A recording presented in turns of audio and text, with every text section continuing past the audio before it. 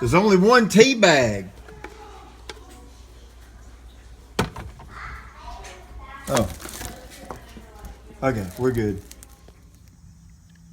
So, what's my take on aeration and seeding? Well, like in this yard, it's really done well over the summer. You can see just how thick and dense that turf is. Pretty much the whole yard's like that. A couple little problem areas, but not many.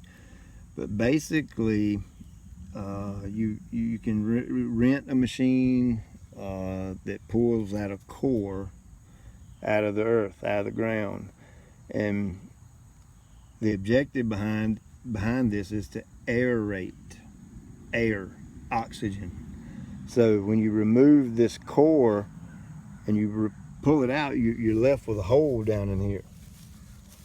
See this hole? Well, what's going to happen is oxygen can get down in the root system. Water can get down in there easier. Of course, the more holes, the more air and water can get down in there. It's just kind of common sense there. And of course, the objective is when you put the grass seed out is for a seed to fall in this hole, germinate, and come back out and flush out and become a nice, healthy, thriving plant. And when you do that over the entire yard, that helps thicken the yard up by adding the seed.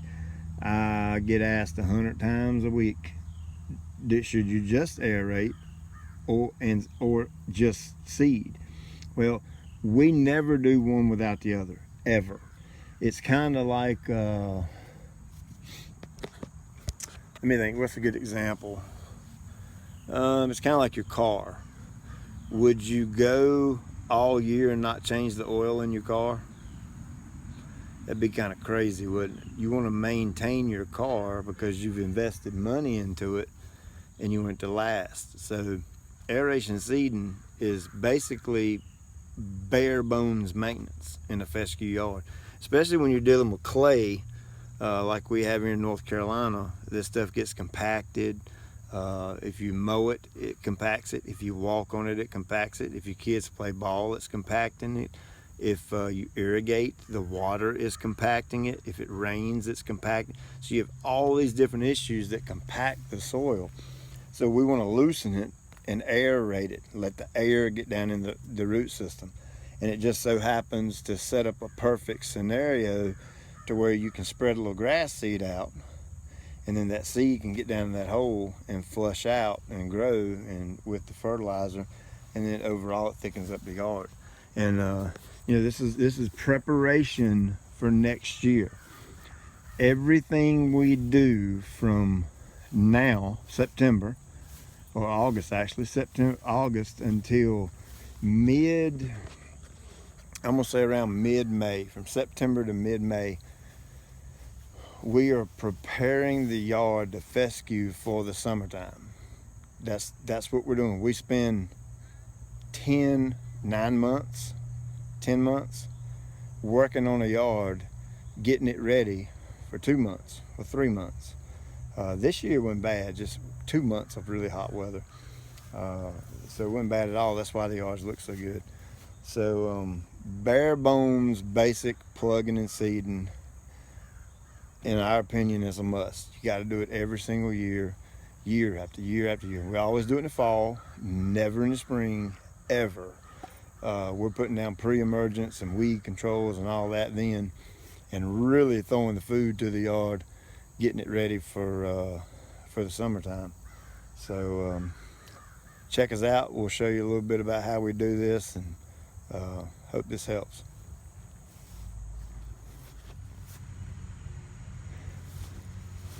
All right, so you can see, like I said, this yard has really retained its thickness, and it looks incredible for late August. And gosh, I wish every one of them would do this, but unfortunately, some folks don't spend quite as much money on their yard as others.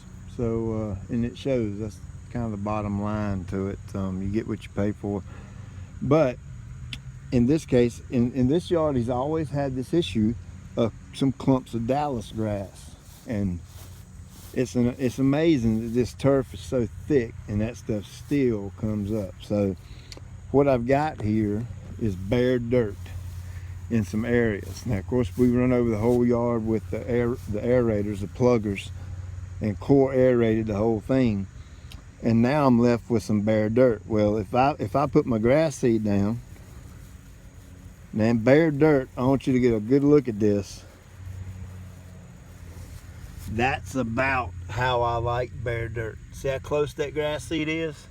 Good and thick, because when it comes in, I want it to come in thick. Not too thick. I wouldn't go too much more than that. So what I've done is I went back around to all these areas and hand seeded a lot of this, and there's actually a little bit of grass seed under here because he come out here with a rake and put it down. So if I left this like this, you could put straw on it, but I am in no way a fan of straw, simply because one reason, I can't go to the place I bought the straw at, and I can't trace all the way back to the farmer's field where the straw come out of. So I have no clue what is in that straw. So I'm just dead set against using it. So what would happen if I left this like this is when it rains or irrigated, most of this seed is going to kind of filter into these plug holes right here for the most part. Well, it's a trick to getting this to come in thick. And now if you're a homeowner, you can use this thing, a garden weasel, and you basically do this. Watch that grass seed disappear.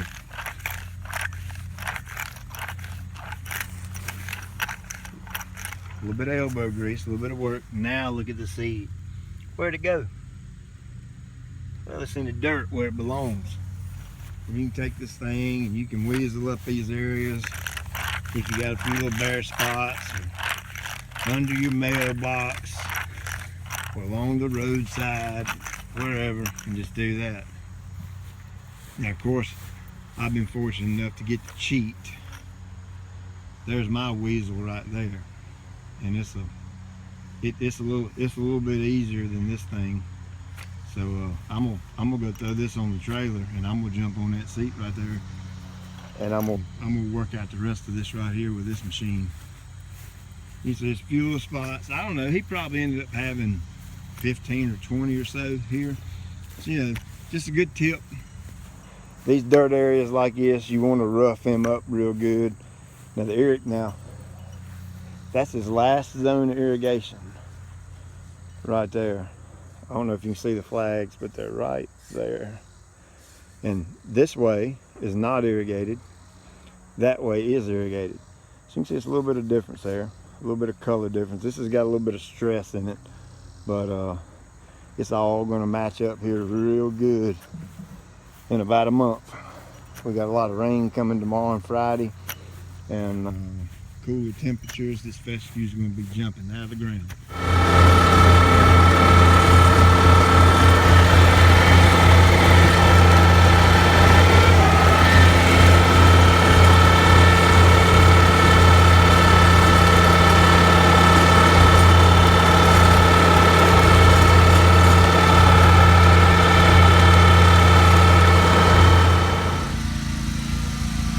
There comes Jacob rolling down through there on the X mark.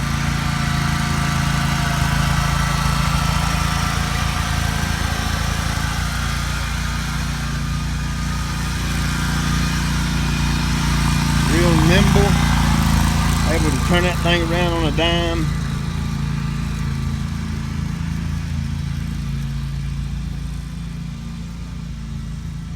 This is a fescue yard, tall fescue. It's obviously you want every yard to look like this at the end of the summer.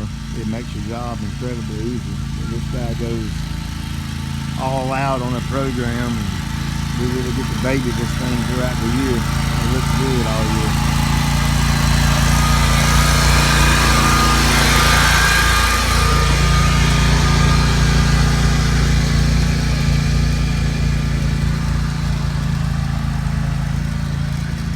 This would just be a basic standard plugging and seeding. That's the way we define this job.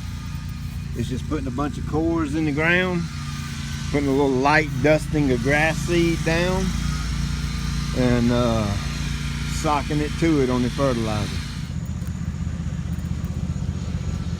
So when somebody says aeration and seeding, that can mean a whole lot of things. It's all about getting your grass seed to germinate. That's the bottom line here. Whether you aerate, rototill, aerate, whatever. It's about getting the seed in the dirt, getting seed to soil contact, adding the water, giving it the nutrients so it'll actually come up. So there's many different ways to aerate and seed, and this is just one. Watch this thing.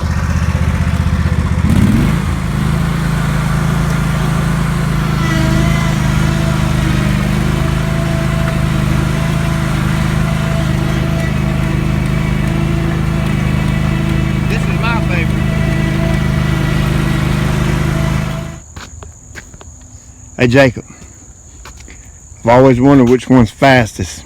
You up for it? Let's do it. Go. Alright, rules are... Is it already started? Do you need No, you good. Alright. Rules are you can't tear up no grass when you turn around, and you can't take off until your tines are in the ground. Alright?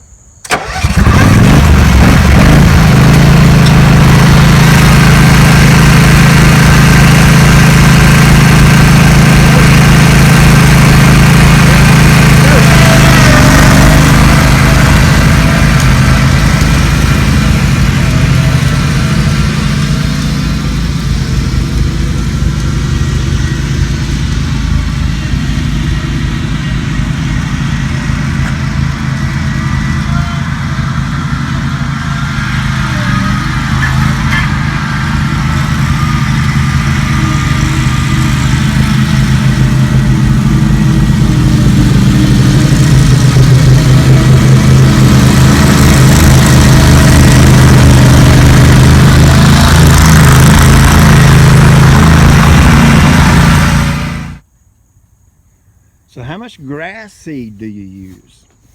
That's a huge question. I get, oh my gosh, man. I can't tell you how many folks say, how much grass seed do I put down? Well, that all depends on the condition of the yard when you aerate. That's the bottom line. You know, seed manufacturers in a basic overseeding like this would recommend 6 pounds per 1,000 square foot. This yard's roughly 30,000 square feet. So 6 times 3 is 180, so that'd be roughly 180 pounds of grass seed, which would be a little over 3 bags. Well, we don't go quite that extensive. When we have a yard that's in this shape like this, look at this, it looks good. And when it's held out, when everything happens right during the summer, it's mowed. And talking about mowing, that's the number one thing that has to be done correctly. If it's not mowed correctly, I don't care what we do in the yard or what you do in the yard, if you come in there and scalp it down to the ground, the fescue isn't going to do it. It's called tall fescue. It's not called short fescue. Tall fescue is called that for a reason. Like a blue car. A blue car is blue. Well, tall fescue needs to be tall. So the mowing's right, irrigation's right, fertilization's right, disease control's right. Everything's working in this yard all year. And it's consistent like this for the year. 6 pounds a 1,000, I think, is overkill. 30,000 square feet, guess how much seed we put on it? 50 pounds. That's it. It don't need no more. The guy's already complaining because it chokes his mower out when he mows. So we don't want it too thick, but we want it thick. So that'll give you a good idea of how much grass seed to use. If your yard is in this condition, it's just thriving, looking good, you can do the math. Well, 6 pounds per thousand, we probably used about 2 pounds per thousand. 2 times 30 would be 60, so roughly, almost 2 pounds per thousand. So, grass seed is really one of the most expensive things that you buy to put in your yard, simply because if you buy high-end grass seed, I'm not talking about the cheap crap KY 31 and all that junk. I'm talking about a good turf type tall fescue. You're going to pay for it.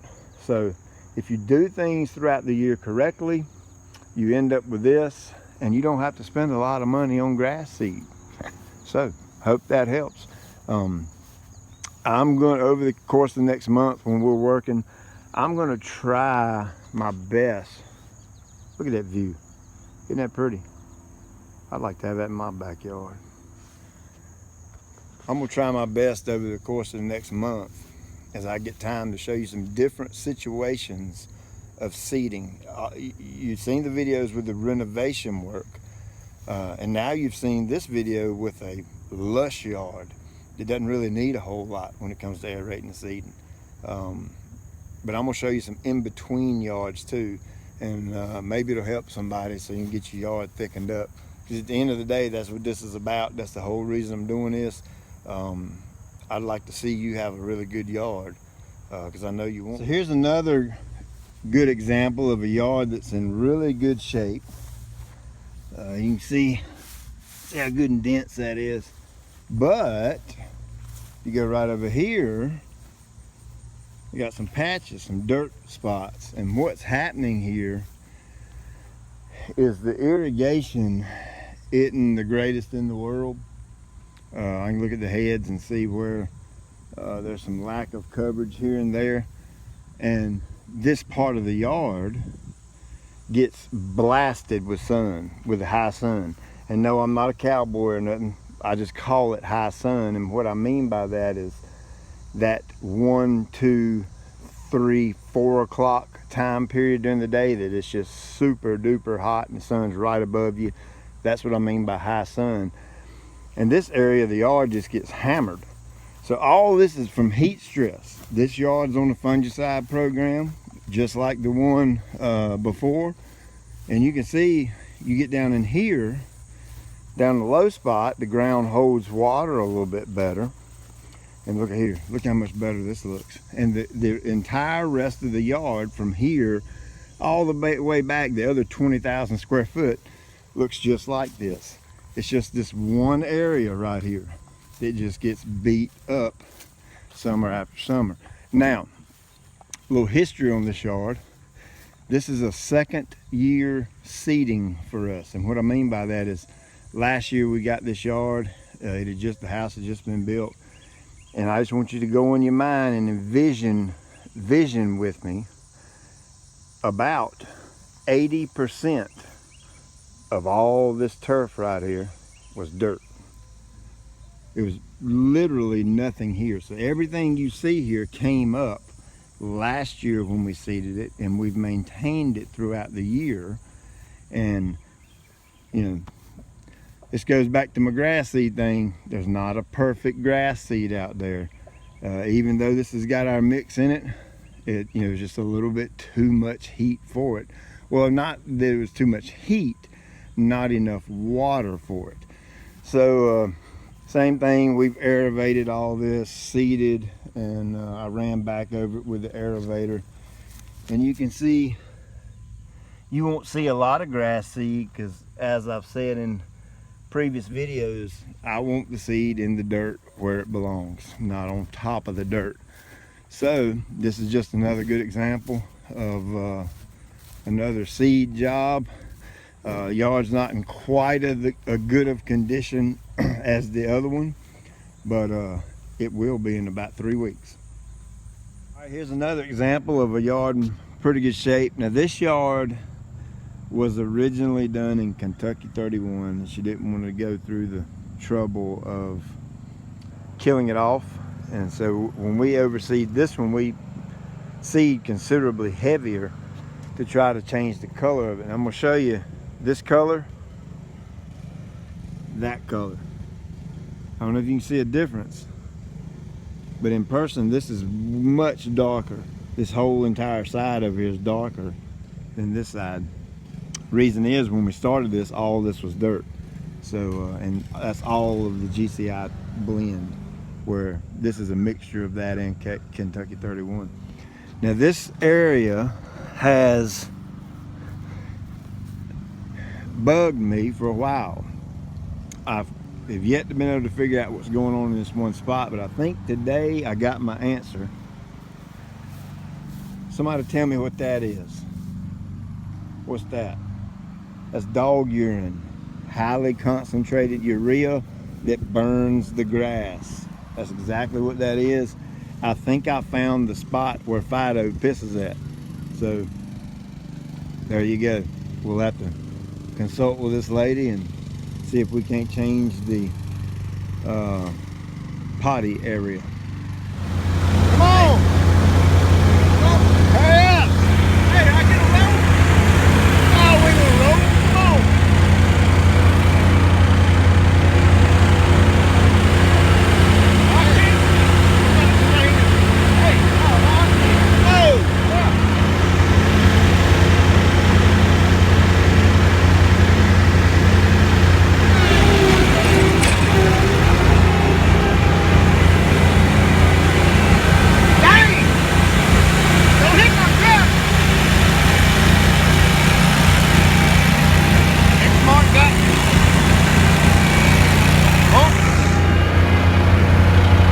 Hey, set your water for watering grass seed after it's been aerated. Auto, we're gonna go to set watering times, and I've got a 7 a.m. Second time I've got a 10 a.m. Third time a 1 p.m. Fourth time a 4 p.m. So about 3 hours apart. And station run times, these first two zones are pop-ups, so they're 1 minute for a total of 4 minutes a day. And the second zone is a pop-up, 1 minute, 4 minutes a day. And then 3 through 12, I think, the rest of them are 4 minutes. So 4 times 4 is 16 minutes a day. We'll do this for about 2 weeks and then revert back to normal watering.